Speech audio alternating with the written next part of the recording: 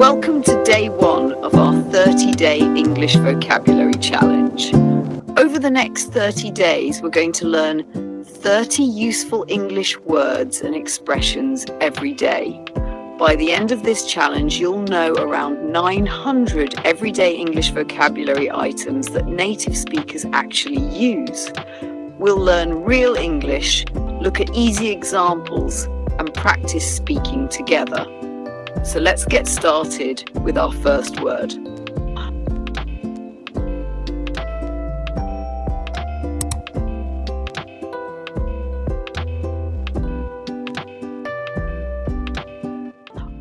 One, literally. Our first word is literally. You'll hear this word all the time in movies, TV shows, and everyday conversations. Literally means exactly as something is said. There is no exaggeration or hidden meaning. For example, I literally forgot my phone at home. That means I really forgot it. I'm not exaggerating. Here's another example. She was so tired that she literally fell asleep on the sofa. Again, that's exactly what happened. Now here's something interesting, and native speakers often use literally just to add emphasis, even when they aren't speaking literally. For example, I'm literally starving. Of course, they don't mean they're actually starving, they just mean they're very hungry. So when you hear literally, always pay attention to the context. Now it's your turn. Repeat after me. I literally forgot my phone at home. Excellent. Let's move on to the next word. Our second word is compare. To compare means to look at two or more things and notice how they're similar or different. For example, don't compare yourself to other people. This means you shouldn't judge yourself by looking at other people's lives or achievements. Here's another example. We compared the two phones before buying one. In other words, we looked at both phones carefully before making a decision. A very common expression is compare A with B. For example, let's compare these two restaurants. Now it's your turn. Repeat after me. Don't compare yourself to other people. Great job. Let's continue with the next word. Mature. This is a really useful word because it can be both an adjective and a verb. As an adjective, mature describes someone who is responsible, calm, and behaves like an adult. For example, she's very mature for her age. This doesn't mean she's older, it means she behaves in a responsible way. As a verb, mature means to grow or develop over time. For example, he is still maturing. In other words, he's still becoming more responsible and gaining experience. Let's look at the word family. Mature is the adjective and the base verb. Matured is the past form. Maturing describes the process of growing or developing. And maturity is the noun. For example, she shows a lot of maturity. Now repeat after me. She's very mature for her age. He is still maturing. Excellent. Let's continue. 4. Nowadays, our fourth word is nowadays. Nowadays simply means these days or at the present time. We use it when we're talking about how life is now, especially compared with the past. For example, nowadays almost everyone has a smartphone. Here's another example. People watch movies online nowadays. Notice something interesting. You can put nowadays at the beginning of the sentence. Nowadays, people work from home. Or at the end, people work from home nowadays. Both are completely natural. Now repeat after me. Nowadays, almost everyone has a smartphone. People work from home nowadays. Great job. Let's learn another word. Our fifth word is era. An era is a long period of time that is known for something important or special. For example, we're living in the digital era. That means we live in a time when technology is a big part of our lives. Here's another example. That was a different era. This means things were very different during that period of time. You'll often hear expressions like digital era, modern era, new era, historical era. These are very common in books, documentaries, news reports, and everyday conversations. Now repeat after me. We're living the digital era. That was a different era. Fantastic. Let's move on to the next word. Our sixth word, massive. Massive means very large, very big, or extremely important. Native speakers often use massive instead of saying very big because it sounds more natural. Let's look at some examples. That's a massive building. In other words, the building is extremely large. Here's another one. They made a massive mistake. This means they made a very big mistake. And one more. The movie was a massive success. That means the movie was extremely successful. You'll often hear these common expressions: massive success, massive mistake, massive change, massive amount. Try to remember these as complete phrases because native speakers use them all the time. Now repeat after me. That's a massive building. The movie was a massive success. Excellent. Let's continue. Mean. Our seventh word is mean. This is an interesting word because it has two common meanings. First, as a verb, mean is used when we're talking about the meaning of something. For example, what does this word mean? Or what do you mean? You'll hear what do you mean in everyday conversations all the time. Now let's look at the second meaning. As an adjective, mean describes someone who is unkind or not nice. For example, he was really mean to his little brother. That means he wasn't kind to him. So remember, the meaning of mean depends on the sentence. Sometimes it talks about the meaning of a word. Sometimes it describes someone's behavior. Now repeat after me. What do you mean? He was really mean to his little brother. Great job. Let's move on. Our eighth expression is have a right. Have a right means you're allowed to do something or you deserve something. For example, you have the right to ask questions. Everyone should feel comfortable asking questions when they're learning. Here's another example. Everyone has the right to express their opinion. This means everyone deserves the opportunity to share what they think. You'll often hear these expressions: have the right to, human rights, equal rights, right to vote. Now, here's an important grammar tip. After have the right, we use to plus a verb. For example, you have the right to speak, not you have the right to speak. Don't forget the word to.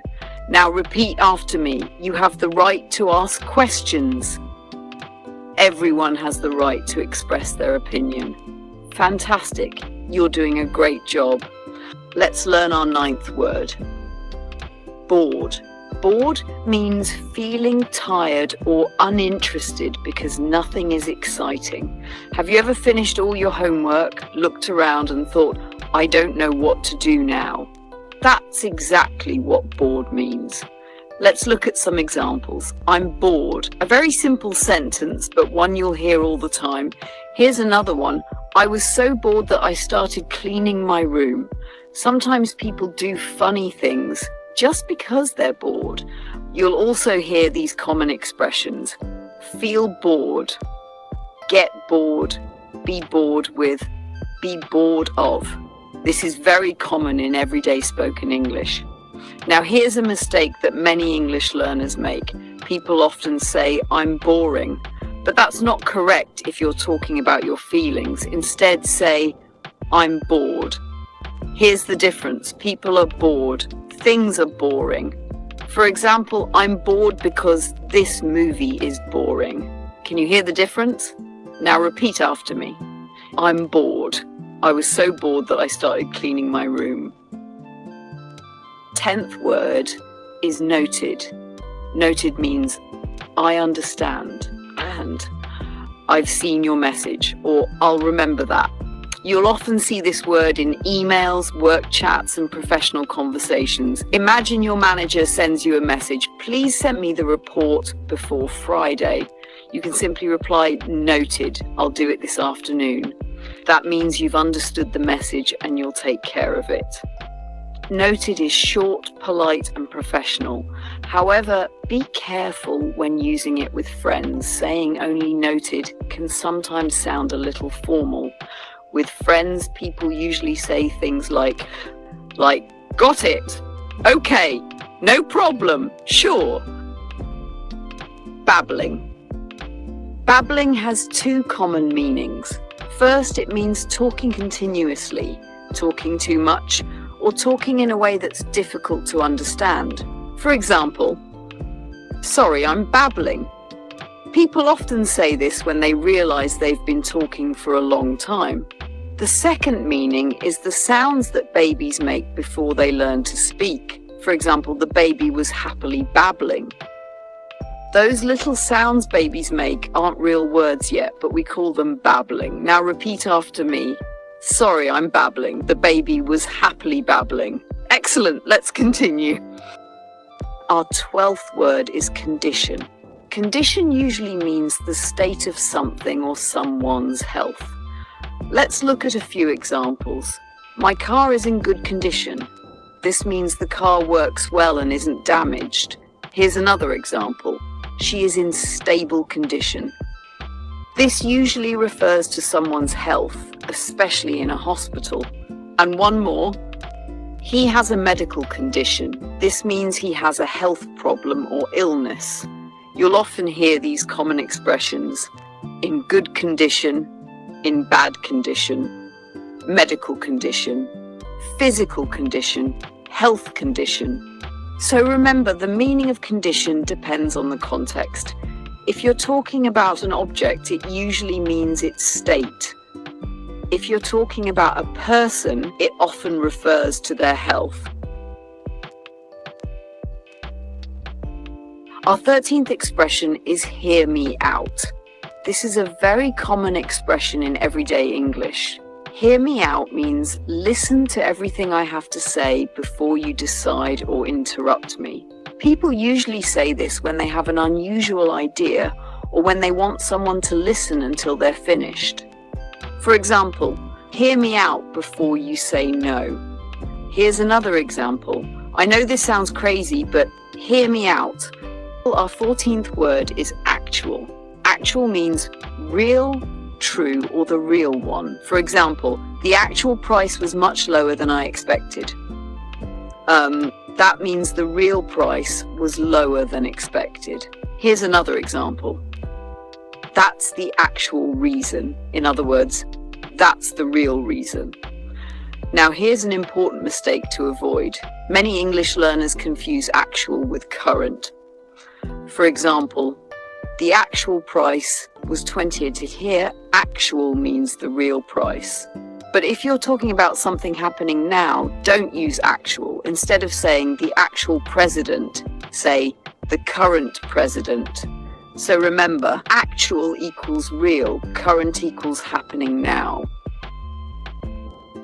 Put. Put means to move something to a particular place. It's one of the most common verbs in English, so you'll hear and use it every day. Let's look at some examples. "Please put your phone on the table." Here you're moving your phone onto the table. Here's another example. "I put my keys in my bag." That means I moved my keys into my bag. Now here's something important to remember. Put is an irregular verb, but it's an easy one because all three forms are the same. So we say, "I put my keys in my bag yesterday," not putted. Our 16th word is insane. In everyday English, insane often means extremely amazing, surprising, or unbelievable. For example, "That goal was insane." This means the goal was incredibly amazing. Here's another one. "The concert was insane." In other words, the concert was fantastic. And here's another example. "The traffic today is insane." Here, insane means the traffic is unbelievably bad or crazy. So remember, the meaning depends on the context. Sometimes insane describes something amazing. Other times it describes something unreasonable or extremely bad. Our 17th word is embarrassed. Embarrassed means feeling uncomfortable, awkward, or ashamed because something happened. We've all felt embarrassed at some point. For example, I was so embarrassed when I forgot my teacher's name. Here's another example. He felt embarrassed after making a mistake. Now, here's a very common mistake. Many English learners say, "I'm embarrassing."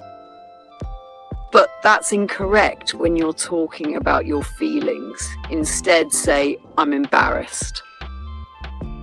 Here's an easy way to remember the difference. People are embarrassed. Things are embarrassing.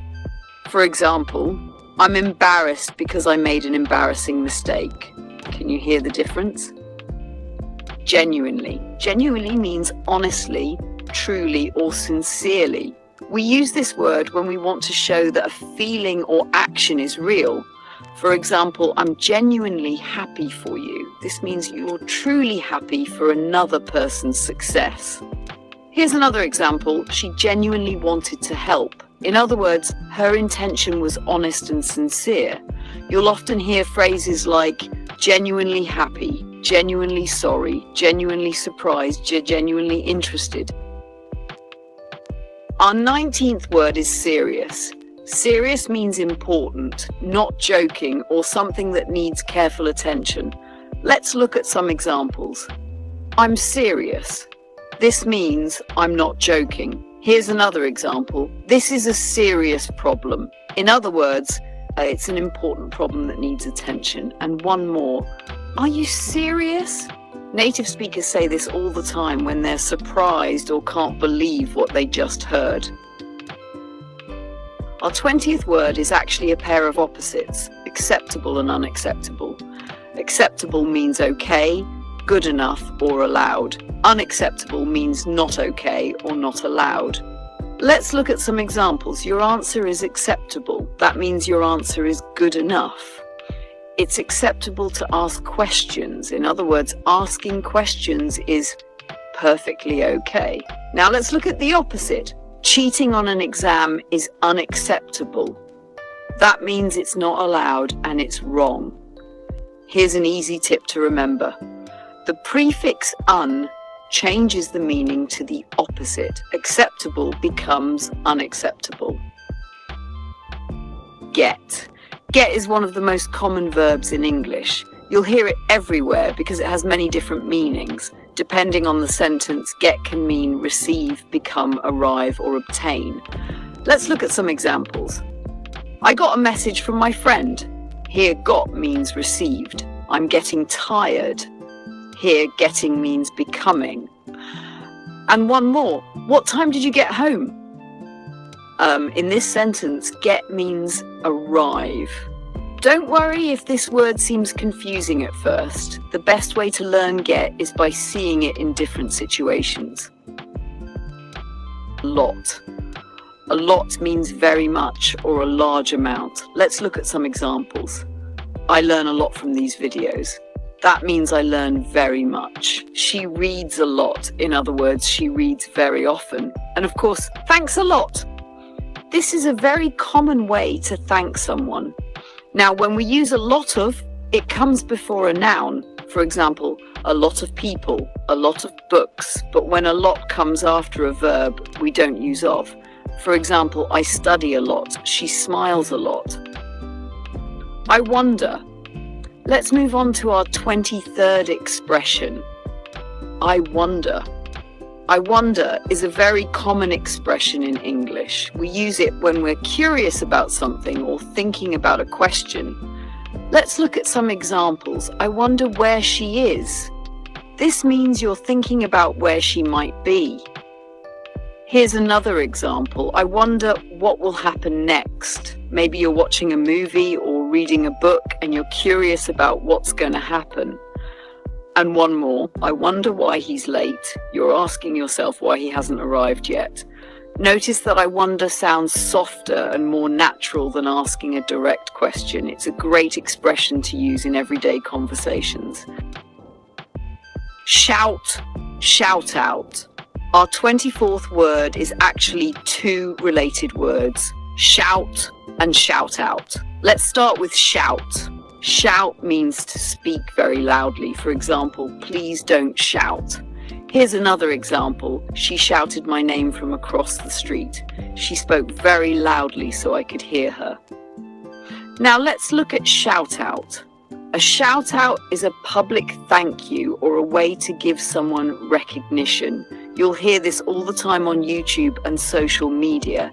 For example, shout out to everyone who's watching this video. Or a big shout out to all my subscribers. You'll often hear these common expressions: shout at someone, shout for help, give a shout out to, workout. Let's move on to our 25th expression, workout. Workout is a phrasal verb and it has several different meanings. The first meaning is to exercise. For example, I work out 3 times a week. The second meaning is to end successfully. For example, everything worked out in the end. That means everything ended well. And the third meaning is to find the answer to a problem. For example, we finally worked out the answer. So whenever you hear workout, pay attention to the context because the meaning changes depending on the sentence. Our 26th expression is cup of tea. This is a very common English idiom. When someone says something is their cup of tea, they mean it's something they like or enjoy. If they say it's not my cup of tea, they mean they don't really like it. Let's look at some examples. Horror movies aren't my cup of tea. That means I don't enjoy horror movies. Here's another one. Camping isn't really my cup of tea. In other words, I don't enjoy camping very much. And here's the positive form. Reading is my cup of tea. That means reading is something I enjoy. You'll probably hear it's not my cup of tea much more often than the positive form. Our 27th word is another pair of opposites, even and uneven. Even means flat, level, or equal. Uneven means not flat, not level, or not equal. Let's look at some examples. The table isn't even. That means the table isn't level. Here's another example. Let's divide the cake into even pieces. That means each piece should be the same size. And one more. The road is uneven. This means the road isn't smooth or level. Hang out. Hang out means to spend time with someone in a relaxed and enjoyable way. It's a very common expression in everyday English. For example, I'm going to hang out with my friends this weekend.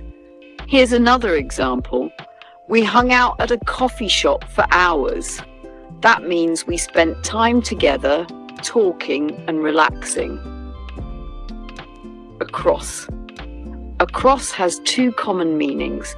First, it means on the other side of something, or from one side to the other. For example, the bank is across the street. That means it's on the other side of the street. Here's another example. I saw him across the room. Now let's look at another meaning. Across can also mean in many different places. For example, people know her across the world. That means people know her in many countries around the world. Now here's a useful tip. Don't confuse across with through. Across means moving from one side to the other. Through means going inside something and coming out the other side. Our final expression for today is here we are. Here we are is used when you've arrived somewhere or when you're introducing the next step. For example, here we are, we finally made it. You can say this when you arrive at your destination. Here's another example. Here we are, day 1 of our challenge. And one more. Here we are, your coffee is ready. Congratulations on finishing day 1 of our 30-day English vocabulary challenge. Today, you learned 30 useful English words and expressions that native speakers use in everyday conversations. Don't worry if you can't remember every word right away. The best way to improve is to review today's lesson, repeat the example sentences out loud, and try using these new words in your own conversations. If you enjoyed today's lesson, don't forget to come back tomorrow for day 2, where we'll learn 30 more useful English words together. Keep practicing, keep speaking, and I'll see you in the next lesson.